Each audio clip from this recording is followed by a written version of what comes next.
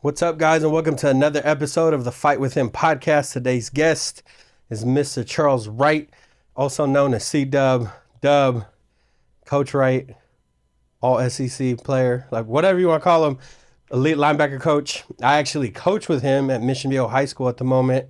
Dub, thank you so much for coming on and taking the time to get in here and get interviewed. Of course, bro, man. I've been waiting on it. Nice. So, like every episode, tell us a little bit about your background and kind of how you got to where you're at now. I'll keep it short, like a quick synopsis. I was born in Cleveland, Ohio. I was born to my birth mother, Charlotte Bird. Whatever happened, yada, yada, yada. I was in the foster care system. Got adopted August 5th, 2003. So my adoption, my gotcha date is coming up soon.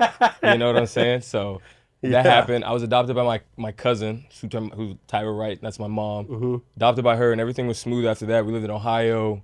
Lived in Evanston, Illinois a little bit, then moved to Florida. They ended up in California in 2003.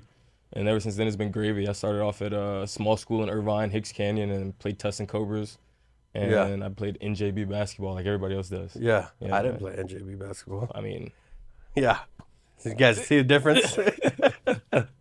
And so tell us a little bit about that. I mean, going into athletics, and did you have a chip on your shoulder? Like, what's something that motivated you? Because everyone goes into sports, you know what I mean? Like, go do this, go figure out what you like and all that good stuff. But, like, how did you play with the background that you had, or did you never use that? Did that never, like, kind of piss you off or motivate you?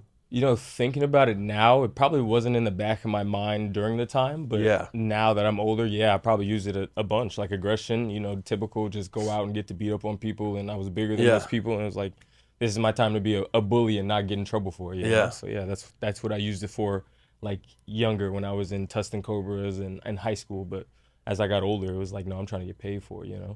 Yeah. So now being a coach, did you have someone coming up that was a positive influence or a good influence on you, or kind of like took you under his or her wing? I'm not gonna lie, we have beef now. I wouldn't even say it's beef. We just don't speak. But Kevin Morton was one of those dudes. He does OC Elite. He helped me out a lot in high school. He helped me develop. Like, I think it was from my junior year to my senior year. We did a lot of off-season training down in Newport, and he just got me right and prepared me for the things at the next level, and it helped a lot. And is that something that you feel like, you obviously you played in high school, you played at Beckman High School, you ended up getting a scholarship to go play at Vanderbilt. Yeah. Do you think that you would have gotten that without that guidance? Yeah, I mean, to be honest, I started the hustle on my own. I was the one, like, we had tutorial periods at high school where it was like, if you were struggling in a class, go to this class for help, yada, yada, yada. I didn't do that. I went to my football coach's office, and I would just go through every college that I thought I could play at, their athletic directory. I sit down and craft up an email. I sent it to my mom. I was like, just to proofread it, how does this look? Yeah. Tag or CC every coach that I, like the linebacker coach, defensive end coach, special teams coach, and then I put the head coach on it, recruiting coordinator, and I just tried to send it off. And that's how I got my first invitation to USD. It was an invitation to USD, and it was like a junior day almost. Yeah. But they didn't give scholarships, so me and my parents left. You're like, nah, I'm out. Where did that come from, though? Because now being coaches, I don't work at the school, but I don't seem to see that same type of determination to want to go pursue things on their own. Right. A lot of parents do the opposite and blame the coaches for not getting them a scholarship, or why didn't you talk to this coach or that coach? When we have college showcases, we have college coaches that come on campus to come watch us practice all the time. Like, that's your time to go shine and go do something. So where did that determination come from for you? I guess just my whole background. I did a lot of things on my own. I experienced a lot, like, on my own growing up, like, from that foster care age. Like, so me just having, like, a lone wolf mentality, I figured it was always on me. I never really asked for a handout. Never really was like, help me do this, help me do that. Like, I was going to get it regardless. Yeah. That's good. Yeah. What do you think you can do, or how do you pour into your kids? Like, we obviously have a pretty good relationship. Yeah.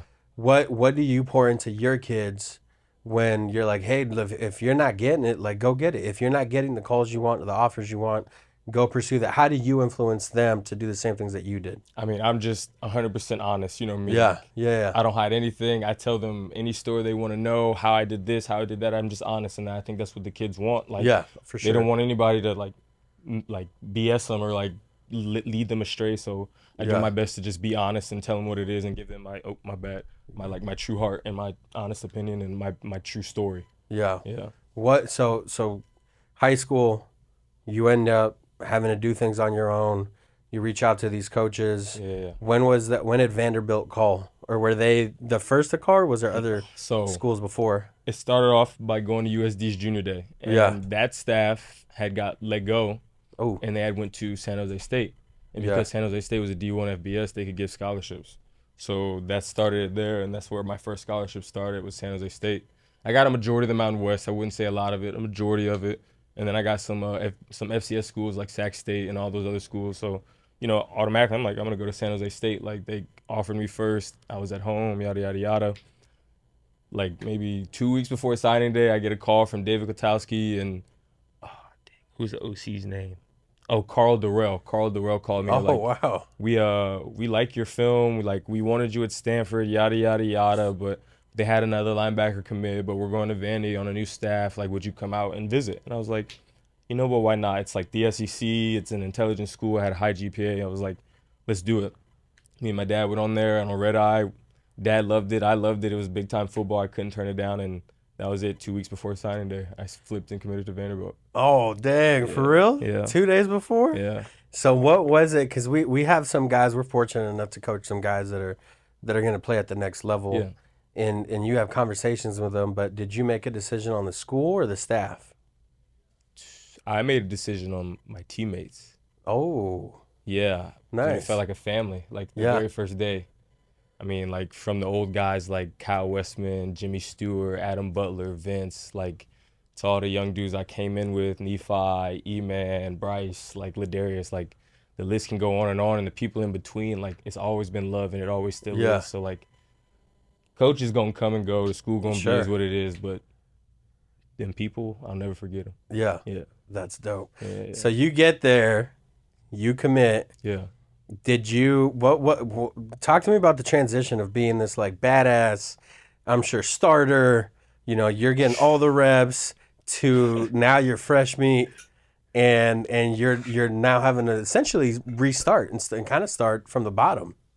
To be honest, I've never really been bullied before. I've always been the bully in the football sense. And then when I got to college, I've always been a basketball player too, so I wasn't the heaviest. I was bullied. Like Andrew East, I forgot our center's name, Andrew Jokes. We had a bunch of tackles that Sean Dowling, like, just bullied me. Like, I was just light in the ass and I couldn't do anything about it. Like, but it was a process, and I love the process of things, whether it was, gaining weight or learning the playbook or just working on my skills in general. It was awesome. So how much of that at the next level becomes, because I didn't play in college. Mm-hmm. I played at OCC for a year. I had my son. Another story. Yeah. But I'm sure, because we see it too, where certain players get babied, get favored a little bit. Yeah. How does that happen in college when you're coming up? Because especially with like having the freedom to just leave and say, I'm going to transfer, I'm going to leave, I don't like it. Yeah. Do they baby you in a sense, or do they kind of like just throw you in with the Sharks, and are they just like figure it out? As far as what you mean is like. As far as like not getting discouraged, come in and like, hey, you're getting your ass whooped. Don't get discouraged. Come back tomorrow. Keep working. Like, have that focus. Okay. Yeah, depending on like who you are and the potential they see in you, for sure. I call them buzzwords, like to keep you like a busy bee, to keep you working. Yeah, they're gonna give you like buzzwords to make you hear, to say what you want to hear, basically. Like, oh, you're doing all the right things. Like, you're this close. You're right there. Like, what if this guy gets hurt? You know what I'm saying? Like, keywords to make you feel like you're right there, so you won't leave and go to another school. So yeah, like, they do that in a sense, but not outright. Just not like, outright, hey, here's what it is. No.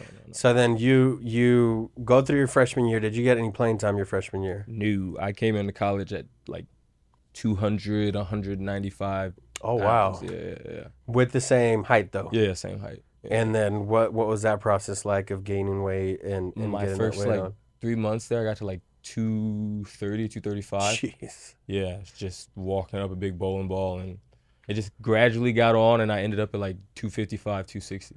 Damn. Yeah. You've told me in the past that they like force feed you. Yeah. What was like, that like? I'm talking like when you were underweight, because we had like, so here's a crazy story. Coach Dobson was one of my strength coaches, and we had him I had him for like 3 years. And his thing was we had a goal weight to be back on the summer so kids wouldn't go crazy when they went home and like gain a bunch of weight and lose a bunch of weight. I was always one of those dudes that came home and lost a bunch of weight because I was always running around hooping and yada, yada, yada.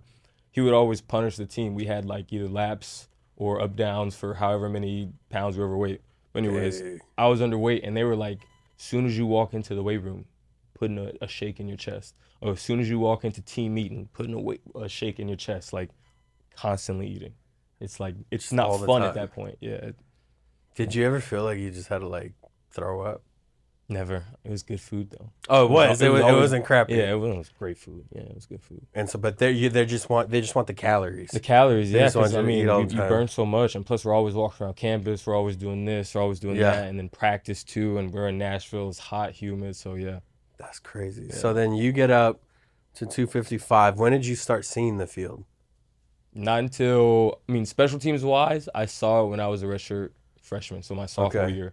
But then like playing wise wasn't until I was a redshirt sophomore, when I was a junior academically, a sophomore in the field. Yeah. And so you saw playing time. What's it like? I mean, guys. I mean, we know players that played at the next level. You know, you talk to guys, but there's something different about SEC football. What's it like going on the field playing against the Alabamas of the world and Tennessees and in front of 100,000 fans? Well, it's not fair because Vandy, we always played an away game because everyone. Oh, for real? I mean, even if it was at home, everybody travels to Nashville. Everybody wanted to have a good time. So like, you'd look up and we're playing Georgia and the whole stadium is red. That's the crazy. Whole stadium. You look up and we're playing Tennessee, the whole stadium is orange and it's fucking rocking. My favorite stadium is at like South Carolina. They play, really? Oh my goodness! They play Sandstorm before. They're like waving the towels. It looks like the stadium like is swaying back and forth. I'm standing there on kickoff like as a redshirt freshman, like shaking. Oh man, it was insane. You're like, no. Insane. That's when they still had Debo too. It was crazy. Oh, for real? Yeah, I've seen some dudes. That's crazy. Who was your favorite team to play against?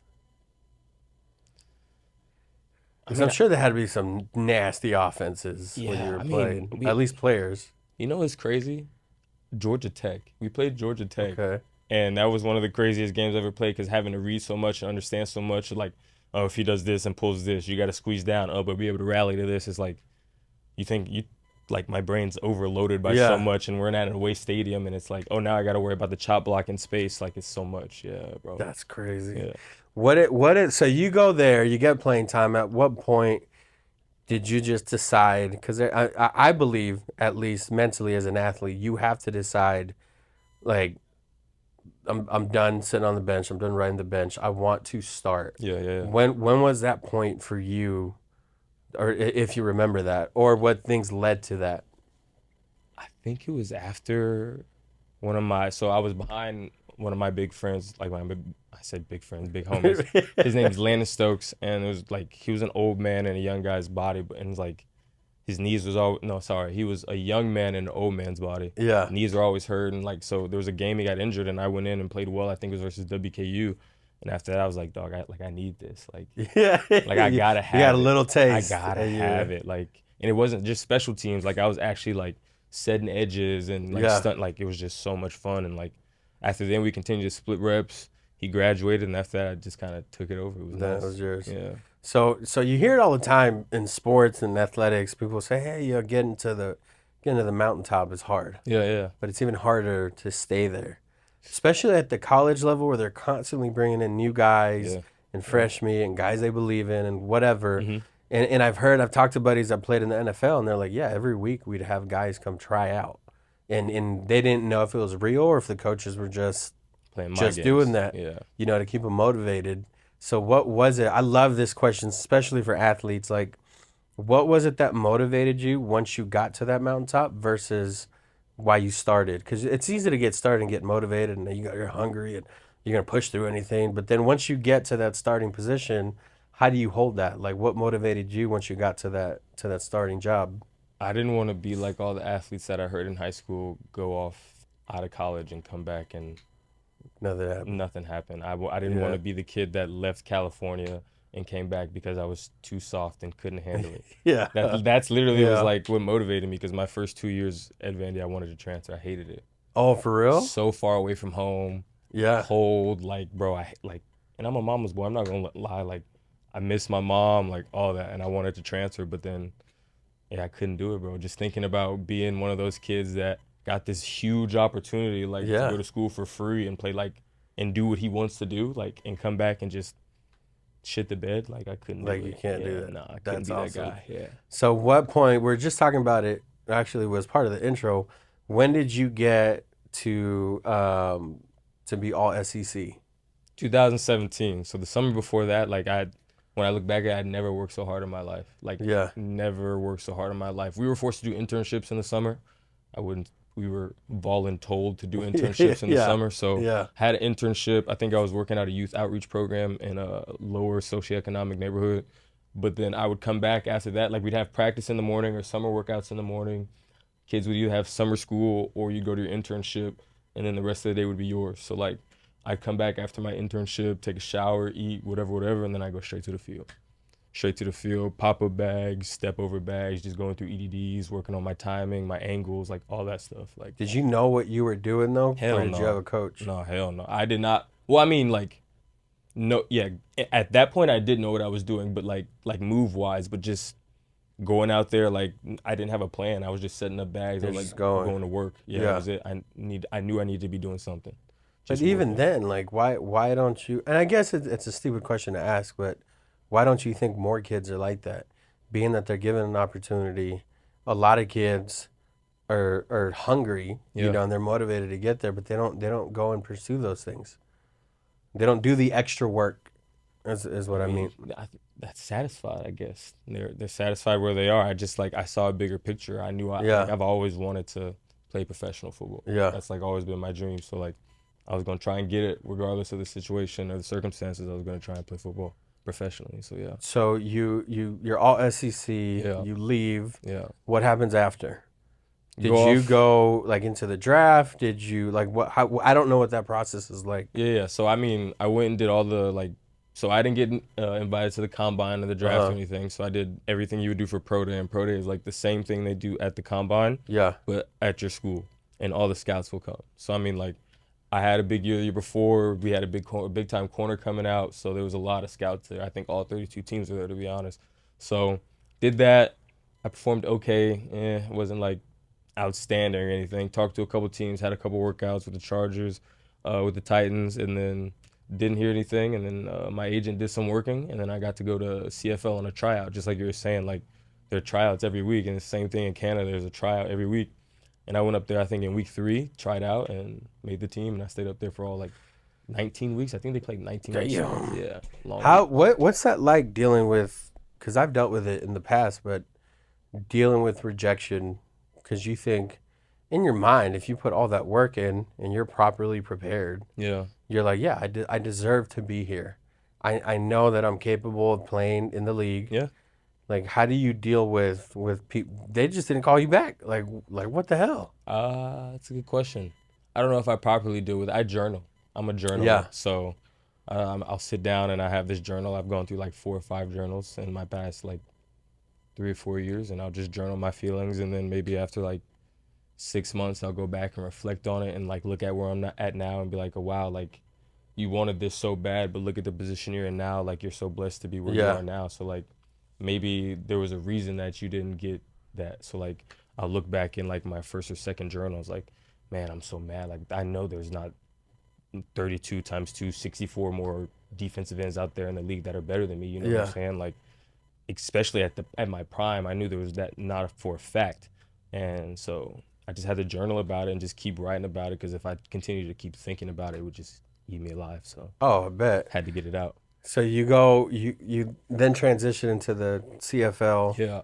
You played all 19 weeks? I didn't. So I was on the practice squad. I played 2 weeks, and there's a bunch of rules, a bunch of politics. Like, you can only have so many Americans on the field at so many times. For real? Yeah, and you can have so many Americans on a roster. Like, yeah, we're called imports. Like, if it was different, someone told me if they didn't have these certain rules in the CFL, then it'd just be the NFL in Canada. You know what I'm saying? So that's why all the rules are different. But yeah, I was on the practice squad. I mean, I had fun. I got paid to go out and practice. And compete. I traveled. I got to go to Hamilton. I got to go to Toronto. I was like, so yeah, it was fun. And then what happens after that? Did you only play a season with him? Yeah, I only played a season with him. Then I stayed up there for until like the New Year's week. So I stayed up there and just worked and messed around and had some fun. And then I came back home, and then I had a college coach that he didn't coach me, he coached D-line at Vanderbilt. He was coaching for the XFL team when it first came out. And he was like, I can get you this tryout down here. It's not guaranteed. Like, come on. And I'm like, hey, I made one team off one tryout. Like, why not? So went down to Texas. I think it was in Houston. Tried out, made the team, and then stayed on that until COVID happened. Dang. Yeah. So it's all COVID's fault. Hey, man. And so what happened then? What was your? Because I'm sure that whole time you're just like, I'm gonna play football. This is what I'm gonna do for the rest of at least my young athletic career. And I told myself until I was 27 I was gonna play football. Oh, okay. Yeah, that was my goal. Yeah. Yeah, and then that obviously didn't. So COVID happen. shut everything down. Yeah. Where do you go? How do you shift mentally? I come home and I start working for like just a regular company. It was actually for a special needs company, and like just because special needs is near and dear to my heart. I don't know why. They're just the last like true honest people, in my opinion. They don't care about societal norms or nothing. They're gonna be them. They like what they like, and that's cool. I respect that. Yeah. So I started doing that. That was cool, but I still love football, so I was trying to get back into coaching. I tried one high school. They said no. I started coaching with Kevin Morton because he was like my trainer back in high school. We started coaching on the OC Elite 7-on-7 team, and then COVID was still like in the midst of things. So we had that like Field of Dreams in Riverside, like it was run by the Winter Circle dude, and we came out there and I was coaching with him. Chad Johnson was the offensive coordinator on the team. I was like the defensive line co-defensive coordinator with Will Blackman, yada, yada, yada, this, that, and the third. Chad heard me speaking and coaching. He was like, I like the way you coach. We have the same mindset, this, that, and the third. It was actually about a U-turn technique. So when the center back blocks with the guard pulls, he calls it water skiing. I call it U-turning. But when you get in the guard's pocket and just trail him, we both connected on that. And he was like, oh, now I know you know football if you know that. And I was like, yeah. He's like, you want to coach? I've been looking for it. And I was like, sure. And it didn't happen right away. But then I think right after that COVID year, RT left, and then he brought me on. Yeah. That's crazy. So are you satisfied with your athletic career? Are you okay putting that to bed now? Yeah, for sure. Yeah. I know I am where I am because the higher power has me there for a reason. And then what is that transition like? Because it's almost like, because I think I dealt with something similar where it was almost like taken from you. You're almost forced out. Yeah. My last fight, I didn't want to not fight, but I was in a contract dispute with Bellator, and I wanted to fight overseas. They said they were going to let me. They didn't. Yeah. And they just never gave me a fight. I had one fight left on my contract. I wanted a fight, and they never gave me a fight. Right. And it felt like it was taken away from me rather than me saying, hey, I'm done. I'm not going to do this anymore. I retire. Right. So how'd you deal with that transition where it was like, no, your football's no more? Yeah, I always told my mom I wanted to leave the game on my own terms. But, I mean, the only way you can deal with it is just to put it to bed. Like, if you continue to think about it and what if and what could have been, then you're just stuck in the past. And, Derek Mason always said, you need to be where your feet are. And my feet are here right now in the moment. And that's where I try to live, Have you gotten closure, I guess, would be the right way to ask it? Yes. Yeah, okay. Yeah, I mean, I've gotten closure because I know that when I'm teaching and coaching that it is not, how do I say this respectfully? It is something that the kids normally wouldn't have heard prior to. Yeah. Because I've never heard it until I got to a certain level, you know what I'm saying? So I know some of these kids haven't heard it. So, and then when they say that and the light bulb goes off and then it goes from like the class to the grass, as I say it, and it's like, okay, yeah, now I know, like, this is where I'm supposed to be, like, that's my closure. That's dope. Yeah. That's really good. And so now you're coaching at a very, very good high school. Man. And what is that? I mean, there has to be some sort of like favor in your life or something to go from like big program to big program to big program and now being in a position to influence other people. Yeah. It's like a lot of times when we got asked this, Chad had asked this our first year, like, why do you coach? My biggest reason was because I had coaches in my life that played a positive impact, right? Yeah. We dive deeper into that, but that was essentially why it was. I was a knucklehead and I got in a lot of fights and did a lot of stupid things. And I had coaches that essentially didn't give up on me. Right. And were like, hey, you can do more with your life. And this is just an outlet for you to do something else. Yeah. So like now why do you coach now? It's the same reason. I wanted to be like that Kevin Morton, but on like a bigger level to me. You know what I'm saying? Yeah. Like, I want these kids text me like, oh, I just got a haircut, and they're sending me selfies of their haircut. Like, I want it to be personable. I want them to feel like they can come to me and they trust me with anything, like, because I've always wanted that person. Yeah. Like, again, I've always had this lone wolf mentality. Like, I've always felt like I'm my only person. So I want to be somebody else's person that they can come to if they need to confide in somebody.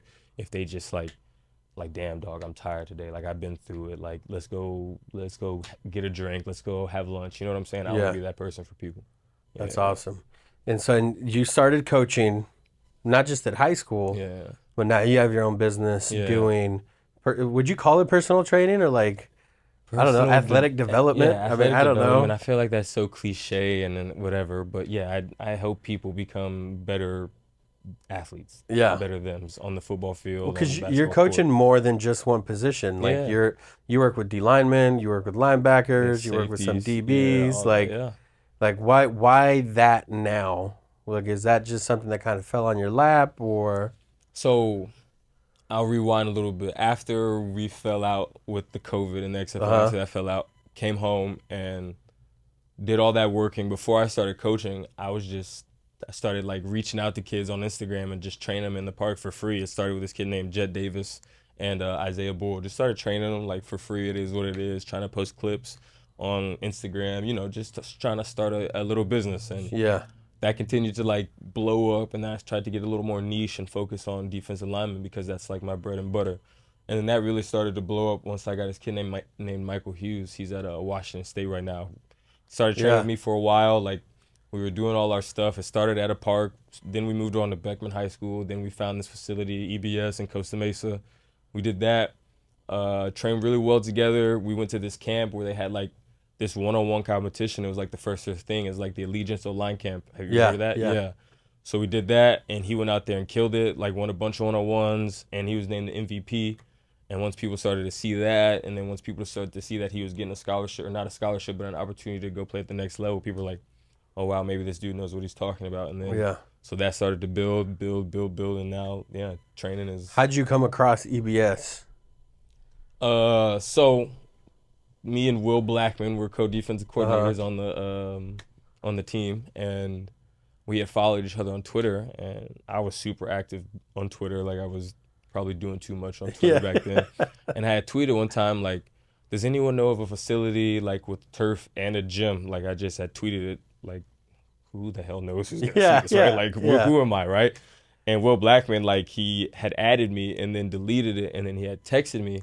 He's like, yeah, call this dude. He's a good brother. Like, he's about to open a facility in Costa Mesa. Like, that's exactly what you're asking for.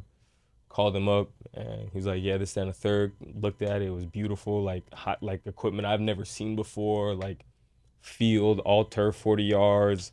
And he told me all the upgrades he was trying to do, and I'm like, yeah, how could I not? So, yeah, just fell up there, The reason I asked that was for a purpose. I want listeners, especially guys that are like in athletics and maybe don't know what's going to happen, because it's always hard to transition after you're done with whatever career you have, is that if you just keep pursuing things and you keep working hard, people say, oh, it's going to fall in your lap. It doesn't fall in your lap. Like, there's nothing by chance. Not a chance. You know? And there's a purpose for everything. It happened because you were persistent and you were consistent with things, and you put it out, and all of a sudden you get a guy you used to coach with. It's like, hey, I can help you out. I don't want anything.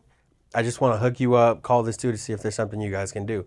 That to me is almost, not that your career didn't matter, but just having that type of community is something that a lot of people don't have. Right. Yeah. You know, for someone just to reach out and be like, look, I don't want anything from it. I just want to hook you up with someone I know. Like, give them a call to see if you guys can work something out. Yeah. Like, that's awesome. You know what I mean? And keep being consistent. Like, keep being persistent, especially guys, if you're listening and you want to go pursue something, like, use this as an example. You know, the whole goal of the show is that hopefully your story impacts one person. Right. If we can just impact one person with being like, damn, he went from like this high to this low, back to this high to what am I going to do after athletics? Like there's something there, and you're still going through it. Yeah. You know what I mean? It's not like it's over. Yeah. You're still going to go through things and accomplish things, and I don't know what your goals are, but like maybe open up your own facility one day. Like you just don't know what's going to happen and what God has in store for you. Yeah, man. Like it's crazy. Yeah. That's dope, man. So talking about that, yeah. Where can people find you? How can they get a hold of you? Yeah. If there's a shout out you want to give to anybody. Hi, Mama Wright. I don't know. Yeah, right. Coach Dub, 11. Nah, dang. Let me look really quick. Don't know off the top of my head really quick. It's all those concussions. Man, Coach Dub 11 _. Go ahead and follow me on Instagram. I'm trying to put out more content daily. It's a little hard with the coaching and the training, but I'm gonna get to the point where it's coming out daily. Shout out to my mama, love my mama. Shout out to my dad, love you too, mama. You always gonna be in there. Go crazy, Ryan. I hope you finish college this next semester and do it well. Everybody else out there, I love you. Dubs Club coming up on top, the hottest club in the city, baby. Go get your tickets, yo. All right, man. Thanks, Dub. Love you, bro. Appreciate you. And remember, guys, that everything was impossible till someone did it.